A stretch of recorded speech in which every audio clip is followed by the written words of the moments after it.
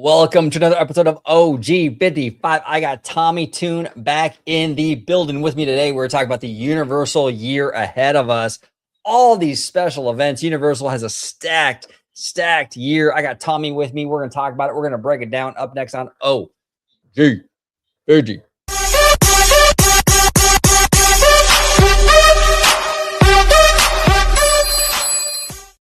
Welcome aboard, everybody, to another episode of OG55. I got Tommy in the house with me today. We are talking all about the year ahead of us at Universal. They got a lot of events planned. We're going to talk about it, break it down. Before I do, Tommy, welcome back, sir. Oh, gee, man. Thank you for having me back on. I love coming on Orange Grove 55 and having this nerd talk, especially this theme park talk. You know, I love Universal. So, yeah, man, you can find me on YouTube, the usual place. Just like OG, but yeah, you can find me at TommyToon_world on Instagram for the more day-to-day TommyToon_, and TikTok. Got some crazy stuff on there. You might as well get on there. It's TommyToon_world. There he is. Support this man. I'll be linking that information in the description down below. Make sure you subscribe and show Tommy all that love. All right, here we go, Tommy. Let's break this down. This is courtesy of the official Universal Studios Hollywood website. Let's talk about this. We got a lot here. Universal has really been stepping up their game the past few years. They've been doing a lot of great stuff. I've been going to Universal a lot lately. I've really made a lot of use out of my annual pass this year. But let's kind of go through some of these and kind of talk about it. So I think the first one we'll talk about is Butterbeer season. Okay, Butterbeer season in the Wizarding World of Harry Potter is March through May. That's coming up pretty soon. You never forget your furry butterbeer, and it tastes even better when shared with friends. Now you can check out new limited time treats and merch inspired by the iconic drink. Okay, so this is interesting. Like, what are your thoughts on this? I mean, I'm a big butterbeer guy. I'll take butterbeer any way you give it to me, whether cold, hot, whatever. Even a little alcohol in there. I mean, I'll take it any which way. I think butterbeer is fantastic, but this is a pretty smart idea, no? Yeah, it's a really smart idea. So, man, I love butterbeer and everything that they provide that's butterbeer flavored in Hogsmeade. So I did attend this during one of the times it was going on. It was pretty fun because they did Florence Fortescue's and they fixed it all up. So it's like the soft serve now. I got the soft serve butterbeer right when it came out, like a year or two ago or whatever. I'm sure you guys remember. Man, that was great. I love when they put emphasis on this because they'll come out with a couple new items and then still push the old ones. And we just need like more butterbeer stuff, bro. Like that's like the best thing ever. I seen some butterbeer cold foam before. Wow. I don't know. It's crazy. Yeah, it looks good. I don't know. What do you think? Are you a sweets guy? Do you get butterbeer? Also, what kind do you get? Do you get the cold, the hot, the slushy, the regular? I mean, I usually get it cold, but I'll take it hot too. Like I'm really, when it comes to butterbeer, there's really no bad option. I mean, it's all usually really, really good. But I've even had them put like a shot in there, like I think it's like, was it Jack Daniels or something? I don't know what it is exactly, but that was really good and that was kind of interesting. But like, yeah, I mean, I love it. I think it tastes great. I mean, honestly, this is where I think Galaxy's Edge kind of drops the ball, right? Because with the Star Wars universe, you have the blue milk, right? I don't know. I mean, for me personally, that doesn't sound too appetizing. I mean, in summertime, do you really want to drink like milk, right? So what Disney did was like, okay, we're going to remix this kind of drink and turn it into more of like a fruity kind of slushy. I don't know. But then it doesn't really play to the milk thing, right? So now it's like, it's blue milk, but it doesn't taste anything like milk. It's kind of weird. So anyway, I'm off on a tangent, but the butterbeer stuff tastes exactly like you think it would. It's super, super like that, with like the butterscotchy kind of vibe, with a little club soda maybe in there, right? It's fantastic. No, I can do butterbeer 1,000 different ways. It's kind of like the Dole Whip stuff. I love it. I haven't had the soft serve though, and that was solid. That was really good. Oh my gosh, yeah, it's really good. Of course, they have tons of other flavors at Florence Fortescue's, but the butterbeer is always the classic. And like the thing with the butterbeer is this is just good for Harry Potter fans. Just keep everything going still, push it, keeping it alive. And then you get like a cool like butterbeer stein too. They bring always like some exclusive thing just for that time. I don't know. I think it's cool when there's like nothing to do, when it's like in between like gaps. See, like it says like March to May, right? That's pretty cool. No, I agree. And that's really the smart, that's a smart business move with when it comes to this stuff, is that you want to fill that off season with events like this. So we have butterbeer season. We're going to get into Fan Fest next, but like that keeps the machine kind of going, because summertime and like Christmas time and especially Halloween, busy, right? But this like, like after the holiday thing up until like like Memorial Day, it's a little softer in the theme park market. The weather out here in California, gets a little rough in like February. That's technically our rainy season, stuff like that. So these companies are always looking for ways to kind of get the locals, back into the park for various events and what have you. And butterbeer season, I mean, you can't really go wrong. I like it. It's kind of like, this very like it's almost like a like a food and wine festival, but for Exactly. Right. butterbeer. Yep. I think it's fantastic. So look for that Me March too. through May. Now, Universal Fan Fest. Now, we went to this. They started this last year, last April. Okay, this was a crazy event, which I honestly, Tommy, I fell in love with Fan Fest. I love what they did with the Back to the Future on the lower lot with the Hill Valley, the projections, the music. I mean, I'm getting goosebumps even just talking about it again. I think this Fan Fest thing was a huge hit. They really leaned into the Japanese stuff, like the anime, like One Piece, which, I mean, our friend Lucas Kim was telling me for years, One Piece is really big, OG, it's really big. I'm like, yeah, but I don't know. It's big, but is it like normie big? No, it's normie big because I mean everybody had the One Piece merch. The girls were all dressed like that orange hair chick. I don't know her name, but the girl with the orange hair, all the dudes had like the hats on, and it was like everybody was rocking the gear. Huge hit. But FanFest is coming back though. April 23rd to May 16th. All we know right now is that Scooby-Doo Monsters mashup, which I think is a clever mashup. I mean, if you're gonna look, you're taking two IP from two different companies, Warner Brothers and Universal. I mean, that's a hard thing to kind of mix. And I think those are the two IPs that you want to mix if you were going to mix them, right? I think that's pretty on brand if you watch the old Scooby cartoons. I think that's pretty cool. But what do you think? I mean, so far we know about Scooby and the monsters. Is that enough for you, or what else are you looking for? That definitely sold a lot of people on that, because Scooby-Doo and Universal Monsters, we really have to think here. Okay, so Hill Valley, like you mentioned, OG, there was like a 45-minute skit. That's what they held. It was a 45-minute skit. I would stay down there for 3 hours. I would see it 3.5 times. Oh, it's no, the and same it was worth skit, it. though, and they do it pretty well. Yeah. Yeah. They switch out some actors. It's done really proper. So I could see it being just as proper for this. All right. So with that said, I think this is going to be the only property on the back lot. Where it goes, many people have speculated, so we're not going to touch that. But I do like the aspect of it still staying, hopefully, at a 45-minute skit, because I would love to see Scooby and the gang go through their mystery and play detectives, and then it ends up being Frankenstein. Then they have some whole thing in front of you, right? Or whoever it is, all the monsters. And it's going to be crazy. It's going to be like a fourth wall break. It's going to be like what they do in Scooby-Doo. It's not really Frankenstein. Then they pull off a mask and it's somebody else that you met at the beginning. You know what I mean? Yeah. And the cool thing how that could work is because these are scare actors anyway. So yeah, it's crazy what they could do and pull off with this. Like, I just hope the setup is fire like Hill Valley was fire.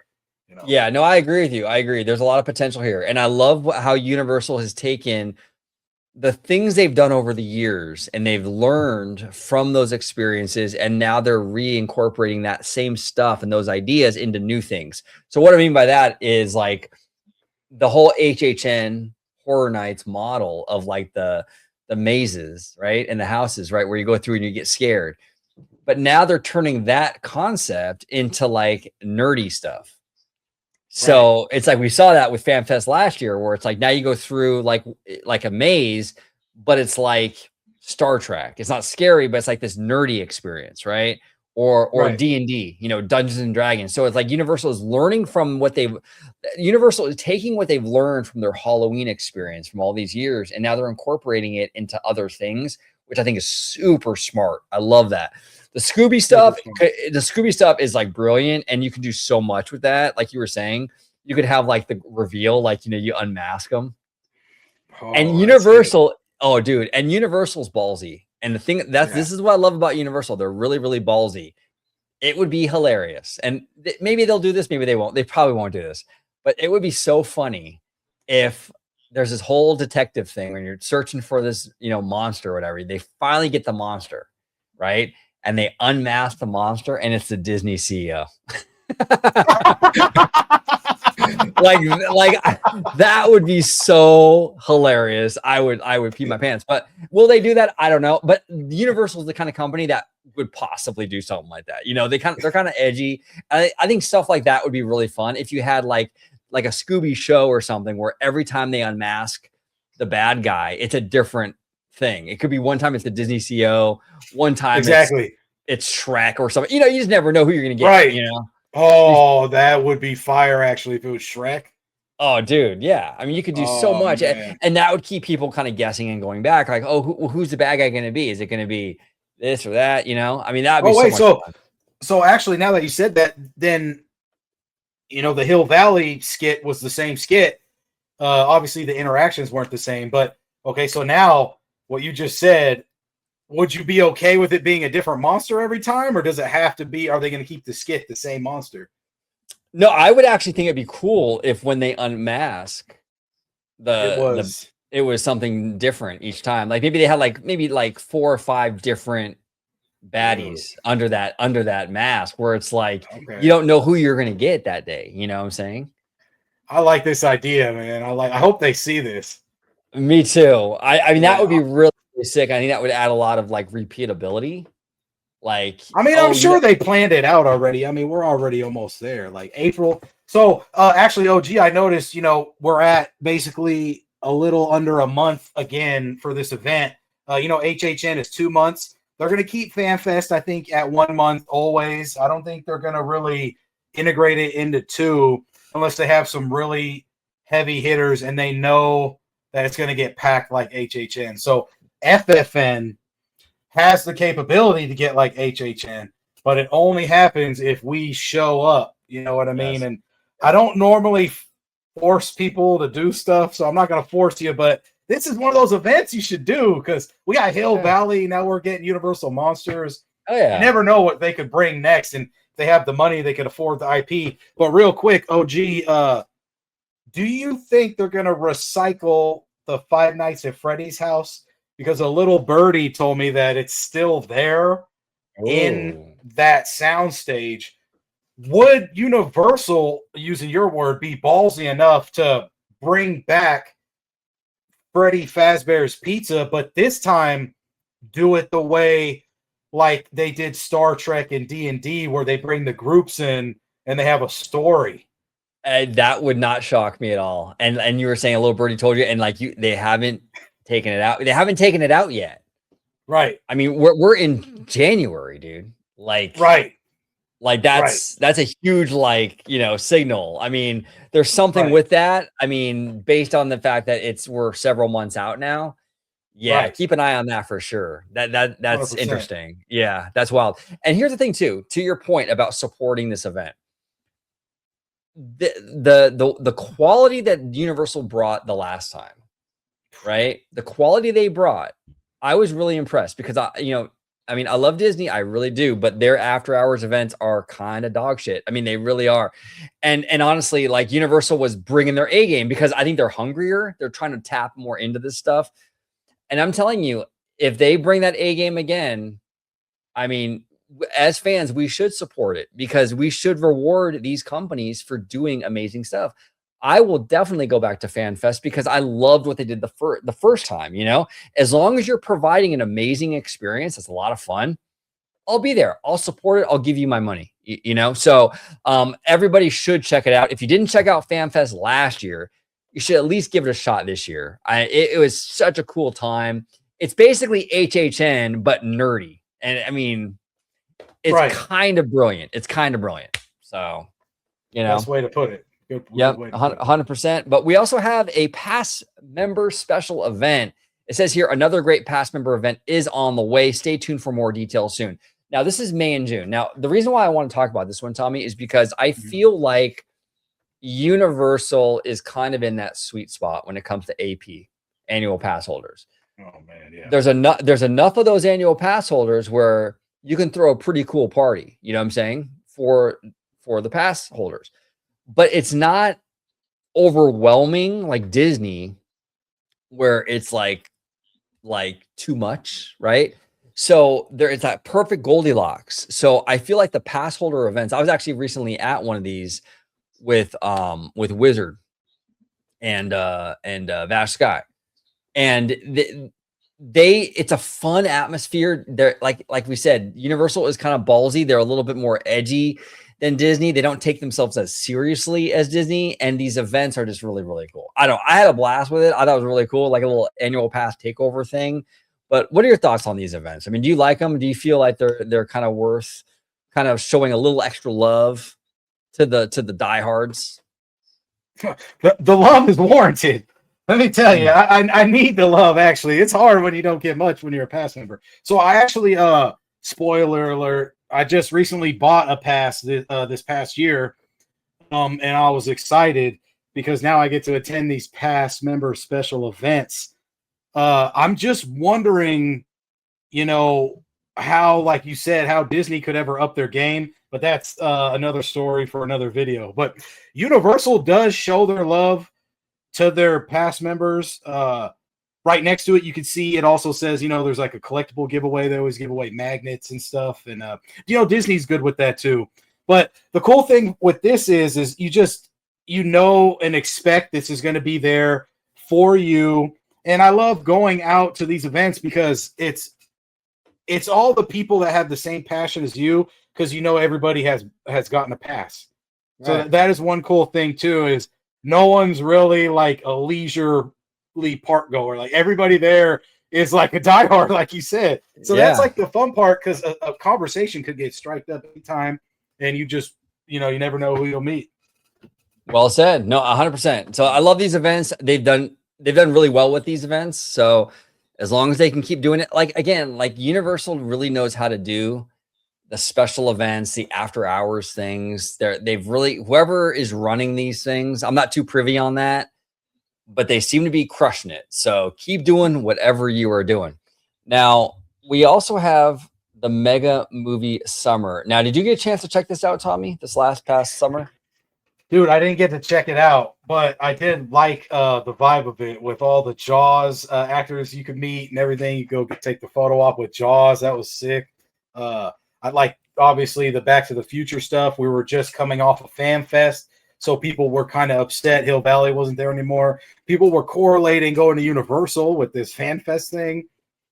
And for them to put Marty and like the dog and Max, not Max, you know the dog's name, and the DeLorean out for people to visit it and take pictures still with it. Oh, yeah. It lets you ease into it and say that, okay, we know everything's gone. But I like this because this is like a loose-based theme.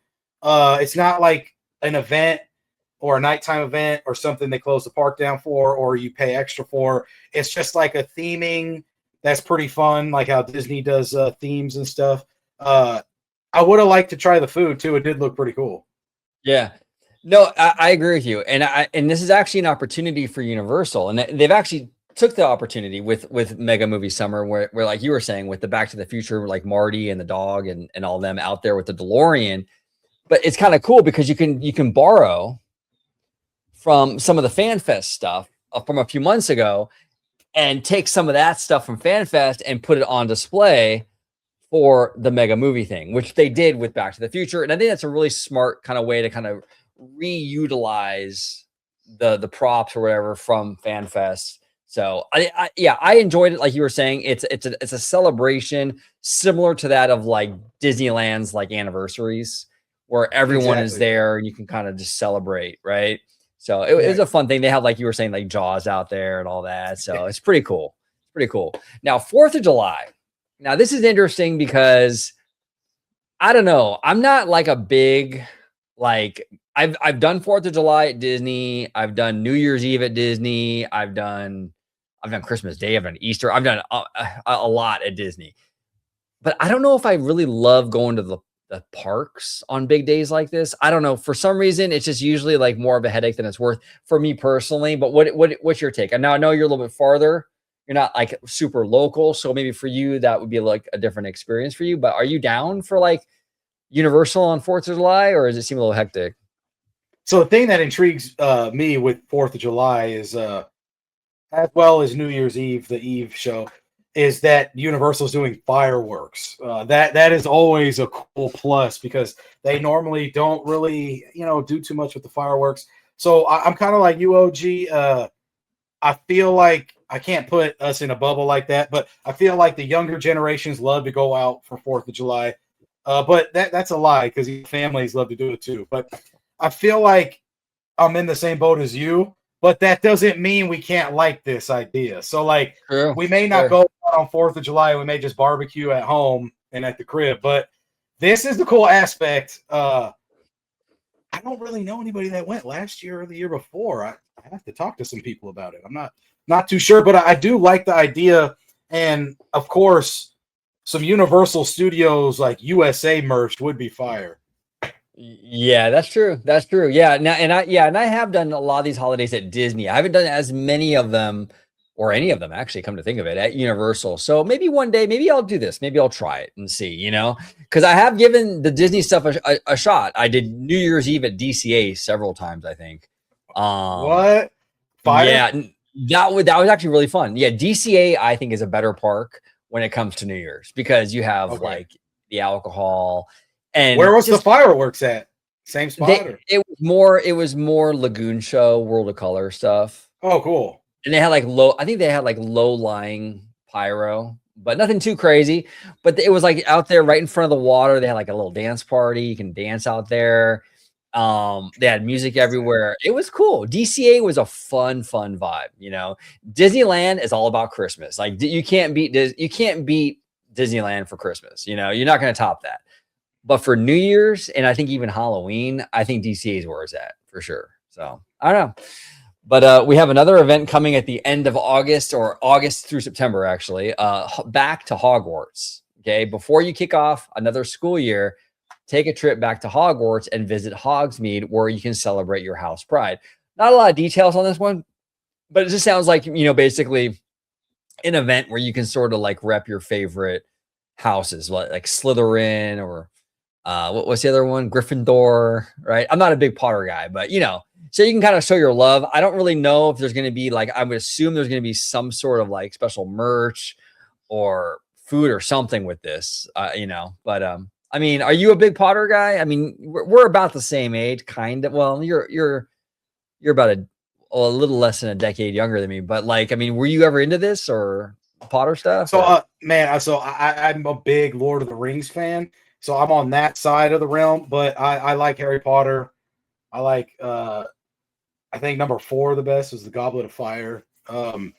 This to me though just is super cool because it's celebrating, the houses.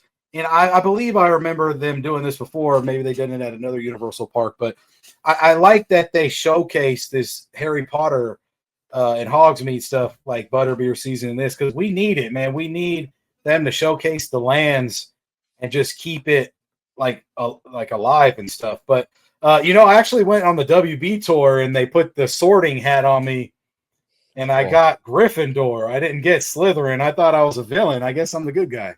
You're the good guy. You're the good guy. That's wild. No, I agree with you though, Tommy. I like these events. I think they are pretty cool. And especially for like the diehard fans. Like I said, I'm not a huge Harry Potter person, but I do respect the franchise because I do think that the land is amazing. And this kind of stuff does bring like a fun energy to that land. So like kudos for them to like doing these kind of things.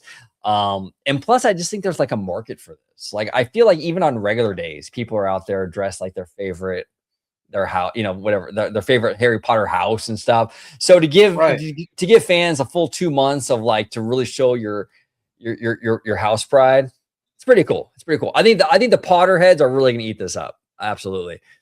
Now, past member appreciation days, August, September. It says here this event is all about saying thank you for being a past member. From limited time giveaways to special offers, enjoy a ton of awesome extras. Again, this is really cool. Universal is really, really good at this kind of thing. A lot of Disney key holders, they tell you they don't feel appreciated. There's a lot of drama with all that stuff, but like with the Universal stuff, I think they have that Goldilocks amount of pass holders where they can kind of cater to them in a worthwhile, meaningful way. And I don't know, they make you feel, even though I mean, obviously it's a huge corporation and, realistically, but they do make you feel like, hey, you know what? We appreciate you getting the pass. Universal has a really Right. good way of sort of celebrating these pass holders, which I think is really good. So yeah, we're gonna get like giveaways and all kinds of like I'm sure merch and what have you. So that's pretty cool, right? I don't know. And they give you a chance too. It's like a couple days. They figure it out. Like they have enough time, and they make you make reservations and stuff. It works. I mean, they don't leave you out if you want to do it. You know what I mean? It's not like some exclusive thing where you can't get in if it fills up type thing. Like if you want to go, you'll get to go. Yeah, no, 100%, 100%, and exactly, and that's really the Goldilocks thing, right? Where it's like Right. it's enough people where there's like a vibe, but like it's not overwhelming where it's like, oh man, this is a pain to get in. So it's like that perfect Yeah. sweet spot. Like Universal is sort of lucky with that. That there are so many pass holders at Disney. The demand is like through the roof, and it's crazy to me because it's like no matter how high the prices go for these keys, people still just keep buying them up. I mean, was it the Inspire key is almost $2,000, man, for a whole year. I mean, it's crazy, and they still sell out. They still, I don't know. It's wild to me, but Universal doesn't really have that. Universal has a lot of demand, but it doesn't have like the crazy, like religious fervor that Disney has. So they're Right. able to Right. have these events, and it's manageable, and it's still like a good experience still. So it's pretty cool. Right. Well, actually, the religious fervor is for the next event coming up. Yes, exactly. Because this event does have religious fervor, Halloween Horror Nights, which is a big, big deal. And I told you, Tommy, I'm not a big Halloween guy. I'm not a big horror movie guy, but I've gone to these now 2 years in a row, and I loved this event. And for me not to be into like Halloween or horror movies, and for me to love this event says a lot, and it's really a testament to how well this event is put on. But this is your jam, baby. So what do you think? Man, this is the adrenaline pumped, running through those houses, sweating at 110-degree heat in the middle of September. These are the houses. This is what you want. This is the event, what you want. Come on, man. So let me tell you, HHN is Universal's baby. That's the big pot. It's there for 2 months. And actually, sorry, I'm leaning in. Wow. Okay, November 1st, it's ending. So that means it's ending on a Sunday. So that means Halloween's on a Saturday.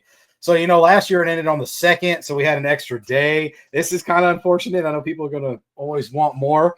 I Yeah. love HHN. Man, there's one thing about getting your adrenaline going, getting scared, kind of relieves stress. But there's another Yeah. thing when you're going and you're socializing and you're having a night out, you're having a good time. It's one of those things that you'll never forget. Doesn't matter if you've been there one time or 10, it really is different every time. I mean, they'll have the same 8 houses, the same terror tram for 2 months, and not one night feels the same. There's nothing like the aspect of HHN in Hollywood. All right. I'm going to hit Orlando soon, but this HHN Hollywood has really something special held close to my heart. And I know it's horror and blood and guts, but deep down inside is more than that. I mean, I know OG, I know you've been there. I know you're not a Yeah. horror fan like you mentioned, but you cannot deny how fun it is, dude. Oh, dude, it's a blast. It's an absolute blast. And you go with your buddies, you go through those houses, those mazes, and you're getting scared and you're laughing with each other. And the set pieces and the puppeteering and all that stuff that's incorporated into these mazes are absolutely incredible. Some of those, like there was this one this last time, this giant ass bear, dude. You remember the bear in that one house? Fallout. Yes, man, that thing was great. Oh man, I'm telling you, I mean, the Universal does a bang up job with this stuff, and it's so much fun. And the vibe, I mean, it's like this young, sort of fun vibe out there, especially as it gets later on in the evening. People are having some drinks. You and I, we hit the Chucky bar that one night. It's just a lot of fun, dude. Even if you don't like Halloween or like scary movies, I'm telling you, this event, if you've never been, go. It is an absolute blast. It's like you got to go at least once during the Halloween season. At least once. It's nonstop smiles and laughing for me. And if you enjoy that and interacting with more positivity and stuff like that, the only bad thing is you're getting scared. But yeah, OG, let's move on real quick to the fact of HHN hasn't announced any houses, but the speculation map has came out on Christmas Day.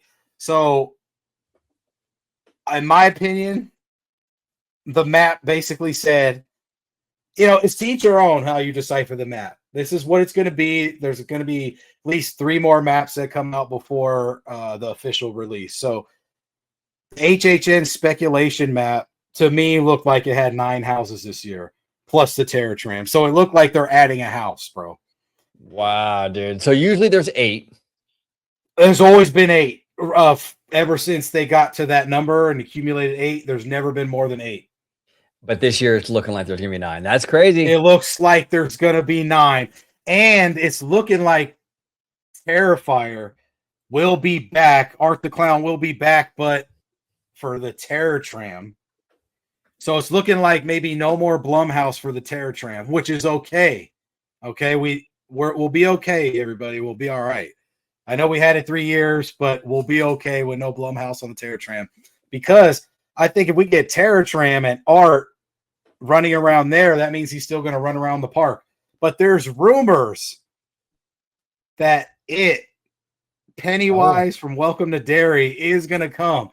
And if he's there as well, he'll run around as well. So are we going to have both clowns running around? Are they going to interact? Or are they going to fight? Am I wrong? I could be. Let's wait till September. But I know for a fact that I'm going to do an educated guess right now that Stranger Things season 5 is going to be there. Yes. I'm almost 100%. I know it blew up and Netflix has their own thing going on right now and this and that.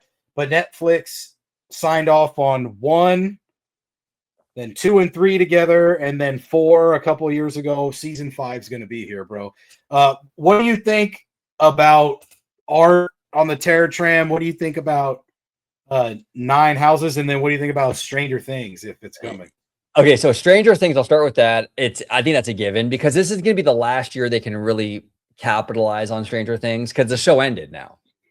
So this is the last year they can really go all in on that franchise. I think they're going to do it. I agree with you. I think, and it's been really successful. I mean, that's all anyone's really talked about for the last few months. I mean, it's all about that, and that I think that's going to be huge. So I do believe that will come. The Art the Clown thing. I mean, they've done the Blumhouse thing with the Terror Tram. You were saying for what, 3 years? I think it's time to. I'm all about like variety and change and like let's get something different in there. You know what I'm saying? So let's try Art the Clown. I'm down for that.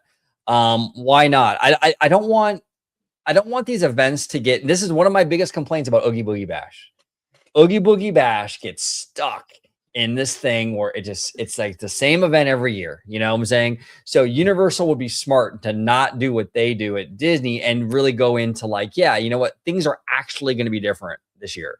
So try something different. You know, do something besides Blumhouse for the Terror Tram. And if it works, cool. If it doesn't, cool. But at least you're trying new stuff, which I respect that. So go for that. The It thing, That's another huge show right now, right? I mean, that thing has blown up. I would be shocked if they don't incorporate that. I'd be shocked. I agree. And just another, I like what you said. And another thing to add to the Terror Tramp thing, bro, they're removing that after World War of the Worlds Tom Cruise movie set piece with the airplane crash. They're eliminating that, bro. See. So when you went on the studio tour recently, eventually it's going to start getting trimmed out. I mean, what did you see when you went on the studio tour recently? Did you? Yeah, I was there a few days ago, and it did seem, I couldn't pinpoint exactly what it was, but it seemed like it was more confined. Like it's not spread out. I'll have to ask Wizard. Shout out Theme Park Wizard, because I know he's the daily goer over there. He knows his stuff. So I'll have to hit him up and report back. But it's just weird to me because I love that area. It just looks so cool when you walk through it. I don't need it though. I mean, I could let go. I'm fine with it. Yeah, they are from what I believe what Wizard was telling me, they are getting rid of it. It looked like, and this is just based on my observation, it looked like they were already removing some stuff. It just looked different, and I couldn't pinpoint why, but it seemed a little bit more concise. I don't know. So I think they're already kind of removing it. I don't know, but we'll see. But you're right. It looks sick, dude. It looks super sick. I don't know what they're going to do though. Cause I mean, when they remove that whole thing, what are they going to do with that jet, that airliner? That's a shame to get rid of that thing and throw it away. I don't know. I don't know. And then shout out Theme Park Conductor, always a partner in crime.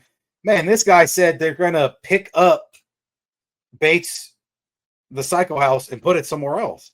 So everything, if they do Terrifier and art, it's going to look totally different. Yeah. Which is cool. I mean, like I said, I do like the variety. I do like them changing things up. I do think that that's important to keep things fresh. You know, that is one of the traps that Disney has fallen into with Oogie Boogie Bash. And I think it's hurt them, you know? I mean, the Villains Grove thing, it's all the same. I mean, you know, to be fair, I mean, they'll have like Dr. Doofenshmirtz or whatever. And then like, you know, they'll add him one year or something, but it's just not enough. You know what I'm saying? It's not enough. Universal, I feel like they have a little bit more. They spice it up a little bit more, which is really important. So, but the 9 houses are crazy.